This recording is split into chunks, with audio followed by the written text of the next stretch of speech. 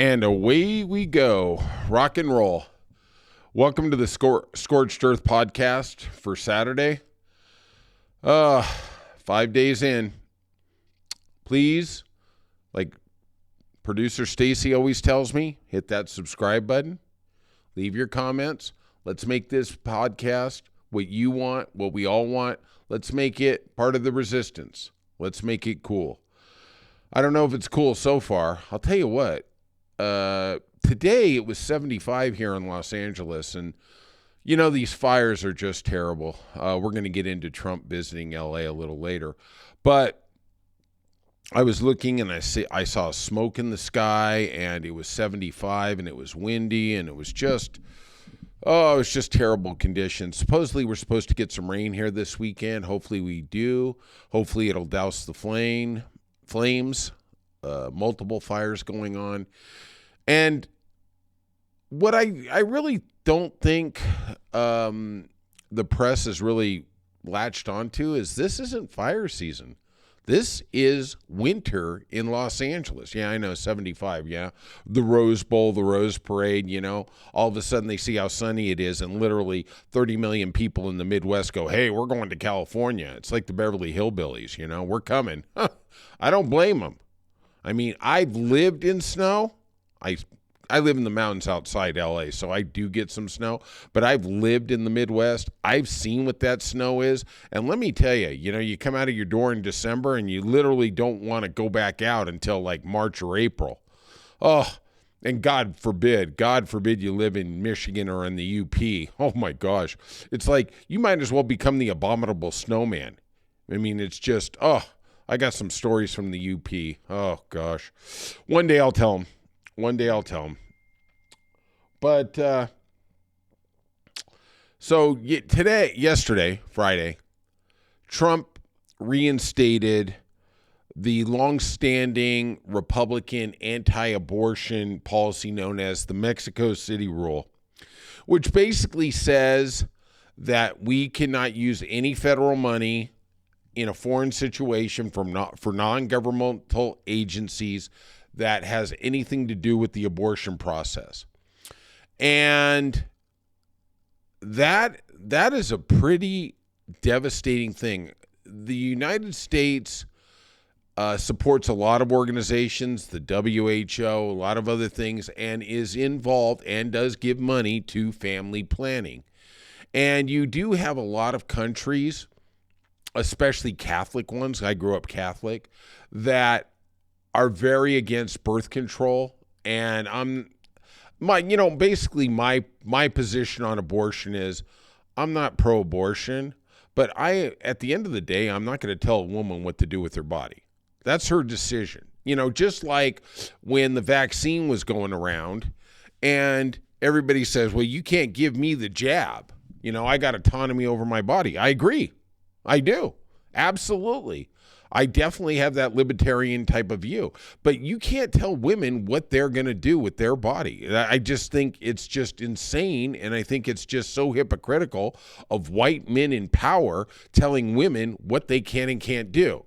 Now,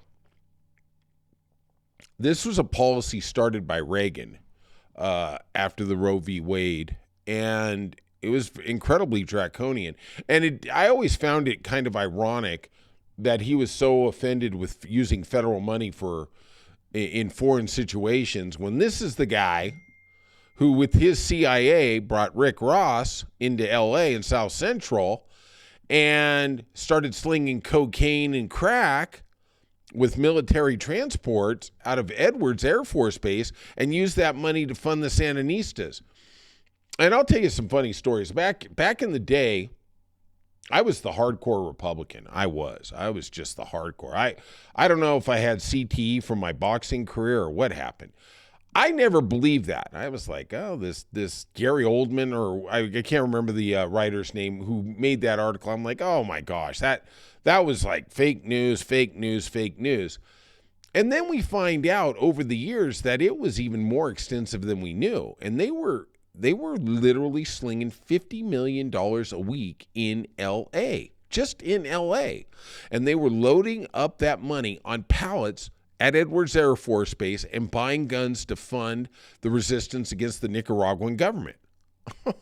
Yeah, that's so kind of you, Reagan, to be against taking U.S. money to be involved in foreign affairs. I mean, oh my gosh. I literally, even though at the time I was a huge Reagan advocate, I was a big Reagan fan, I look now with Iran-Contra and the Sandinistas and that whole tangled web, and just how did he not get impeached? I mean, literally. I mean, we should impeach that son of a bitch just posthumously. I mean, dig him out of the grave over there at his library in Simi Valley. Let's put him on trial. I mean, what that guy did was just unethical and criminal. Let's call it what it is. Trump, before he headed off to North Carolina and Los Angeles to tour the hurricane and the fires, addressed a big crowd of anti-abortion opponents in Washington, D.C. on Friday morning, and once again doubled down on his vow to restrict abortions in America. You know, this is the guy who during the campaign said, hey, I'm not going to have anything to do with it. I don't want to, I'm going to laissez-faire for the federal government. I'm just going to leave it to the states. Well, we find out this is going to come as a very big shock, and I'm going to break some news that nobody else is. He lied. He literally lied. Just like we're waiting, and we will do this update on Monday, about the price of eggs and the price of cheese and the price of bacon, because everything was going to go down. We're not even going into Ukraine yet, but that's coming real quick here. Also, and this is kind of an interesting thing, Robert Kennedy, the anti-vaxxer, has been making the rounds of the Senate trying to curry favor with the senators to get his nomination as Secretary of Health and Human Services approved in the Senate. And he has been telling senators in the last couple days that he is now, at this point, supporting anti-abortion policies and draconian type of things from the federal government when it comes to women's rights and reproductive freedom. And he told Josh Hawley, this was kind of a cute one, he supports ending all funding by the federal government for abortions domestically. Now, that's the first time we've heard that. We've heard, today we got the double whammy. We got the foreign thing, and now we're starting to hear, well, if he gets in, it's all going to end here domestically. I don't know what happens to Planned Parenthood, which is a great organization, but, 80% of their money comes from the federal government. And at the end of the day, it makes me wonder. The statistic I had the other day that more pro-choice women voted for Trump in 2024 than in 2020. And what are they thinking now? I mean, this is going to ripple across the land. And I don't know. It just makes me want to vomit. But you know what? I will say this. Anybody who says they didn't see it coming, they're just a fucking liar. That's all they are. They're nothing more. They're nothing less. We knew what was coming. And you know what? Like the memes are talking about, well, I guess the price of eggs was more important than a woman's right. And that's true. What can I say? And now we're coming. Now comes the moment. And we're not even a week in. All right. We also had the mayor of Newark said that there was some ICE raids in his city for illegal immigrants. And I'm going to say something maybe a little more controversial than you're going to hear on most of these Democrat or progressive podcasts, is just because there was a raid doesn't mean Trump directed it or it was a wrong thing. One of the statistics when I was looking up the research for today was Obama deported more people than Trump did. Now, granted, Obama was there for 8 consecutive years and Trump was only there for 4. We'll see what happens in 4 years from now. But just because they do a raid, Biden had raids. but they just didn't get the publicity. And right now, this is one of those catch things in the news cycle. And the thing that does worry me, and we're going to find out in the next couple of days, if the raids that went down in Newark, they were done without search warrants and they went into people's houses. I heard on the news, people who were pulled over in Bakersfield, it's a city here in Southern California, basically in the middle, San Joaquin Valley, heavily Hispanic population for crops, things like that. And there was multiple ICE raids, and they were all done without warrants. And this is something that's always kind of befuddled me. A lot of things befuddle me, obviously. I'm a Bruins fan. Represent. That, how do you prove you're a citizen? I mean, there's people who are here on visas, who are here illegally, who do get driver's licenses. And I'm going to say I support that. I absolutely, unequivocally support illegal aliens getting driver's license. Now you're saying to yourself, well, John, what are you drinking in your cup? Well, you don't want to know, okay? You really don't. Oh, that's some good.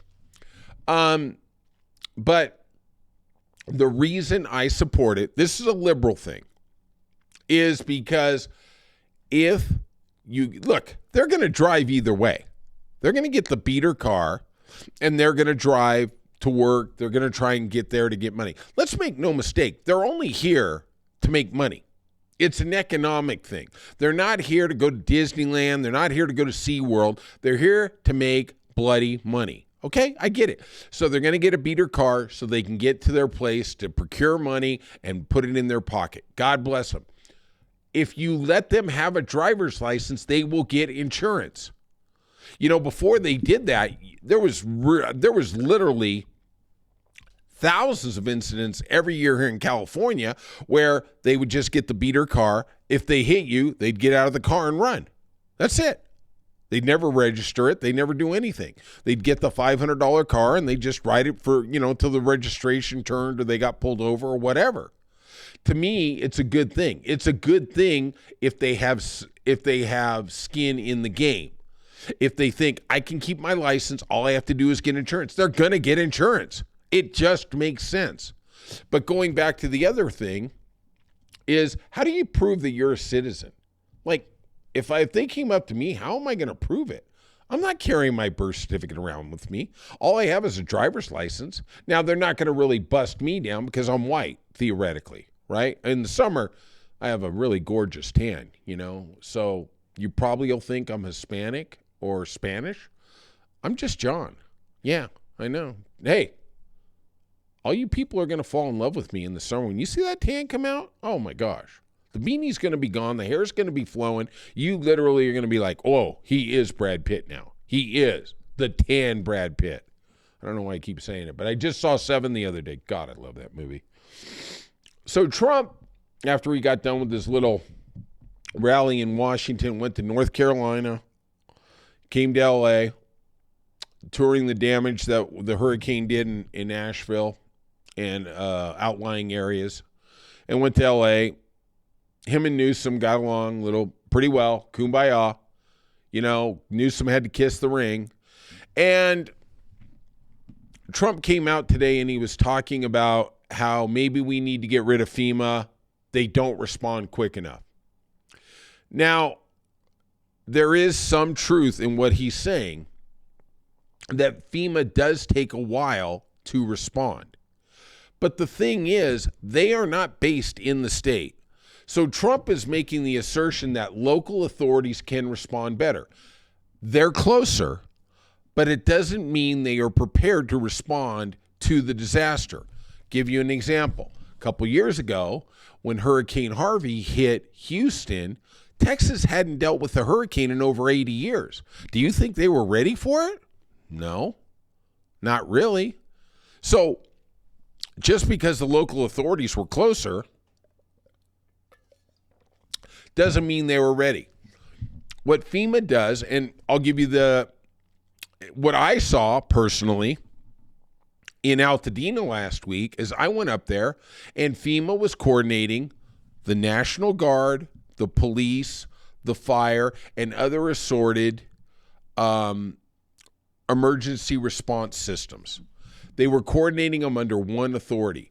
The local municipalities aren't ready for it. It's kind of like, you know what?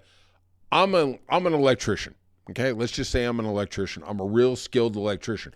I can go and do electrical work in New York or Miami or Austin or Vegas. Okay, I can do it, and it's going to be really good and it's going to be really efficient.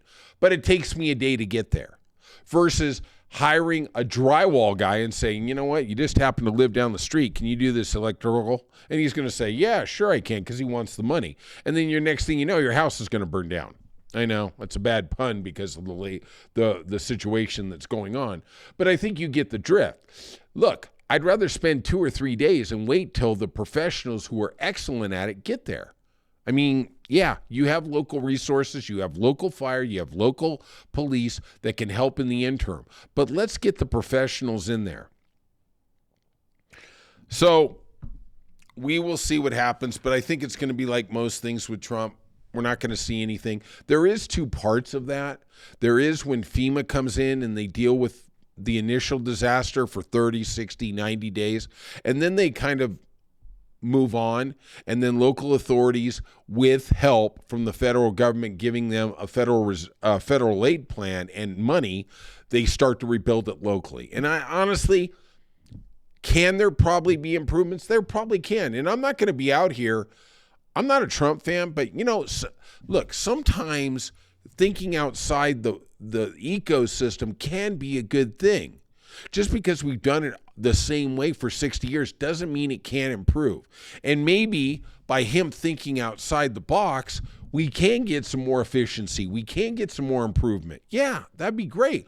But like I was talking to somebody tonight, and she was lamenting about, those 5,000 people, they had to sleep in tents and stuff like that. And I said, yeah, of course they did. 5,000 to 15,000 people lost their homes or their place to live. Well, what do you think? It's not like we got a big warehouse we can just move everybody into. It takes time. And like I talk about the Altadena, they actually set up tents at the local high school. They probably had people in the gym. I couldn't see that. But they were doing everything they could to make it more efficient. And then I was told, people died of the cold. Well, I'd like a name. I always hear these stories about people dying in the cold, but I will say this, and this is in LA where the temperature was at the time 60, 65. I saw those tents and they had heaters and they had clean air machines, HEPA filters, so that the smoke from the air outside wouldn't come inside the tent. I mean, I think FEMA's kind of got it figured out, but, that's not going to stop the disinformation that goes on. And like she said, there is disinformation on both sides. I'm just not going to deal with ours today, okay? We're just going to get a pass on that. Another interesting tidbit, and I'm really intrigued at this, so Trump, in his executive order, rounded up, I believe, a couple hundred. He says 5,000, but the other information I'm seeing was a couple hundred of illegal immigrants, and they put them on a military plane, and get this, they sent them to Mexico, and Mexico said, middle finger, you can't land here. Oh, so he had to go down to Guatemala where we had military bases. Now, I'm going to just tell you what happened. Nobody else in the news is going to report this. They took him to the military base and said, okay, good luck. They just let him out of the plane, which is totally illegal, but whatever. That, we're not dealing with what is moral or what's legal going on right now. Going forward, what is that going to do to this deportation? Because just because you get him on a plane, what if Mexico again, which I'm sure they will, says, no, we're not going to take him. Now you got to send them another 3,000 miles down to Guatemala. And what's Guatemala going to do? If every immigrant we deport goes to Guatemala. I mean, wow. I never even thought about what this could mean. I mean, where are you going to send all these people? It's honestly something that never came up during the campaign because we just assumed we put them on a plane and send them to Mexico. We never thought Mexico was a lot smarter than us and said, yeah, thanks. By the way, we're not accepting that. It's like a package. You get, and they ask you to sign for it, and you go, no, you just take it back. I don't want it. Nobody does that. Everybody always signs for the packages. Now we're into day 4. And the Ukraine-Russia thing hasn't been solved. I thought it was going to be taken care of in 24 hours. Doesn't seem like there's been a lot of movement on that subject, but, whatever. And I'm going to end the podcast with probably a very somber note, and it's not going to get any news because of all the national news. There was a school shooting in Nashville today. 2 kids got shot, 1 dead, in a cafeteria in Nashville. And I just can't believe we're in the year 2025 and we're sending kids to school with bulletproof backpacks, having funerals, and telling them hopes and prayers. And in a nation that responded after 9/11, where we lost almost 3,000 people, losing 50,000 people a year to gun violence doesn't seem to even register for the Republican and the NRA. Remember this, the leading cause of death for children under 18 is gun violence. And I don't know when it's going to change. You don't hear about gun violence in England or Norway or anything like that. I think I actually saw something in England where 2 or 3 people died about a month and a half ago, and that made the international news cycle because it's so rare there. I'm going to say right now in L.A., we probably lose 5 to 10 people every day from gun violence. But whatever. I guess that's just how it is. All right. Well, I hope you're having a really good weekend. Please hit the subscribe button. Leave some comments. I love you all, and peace out.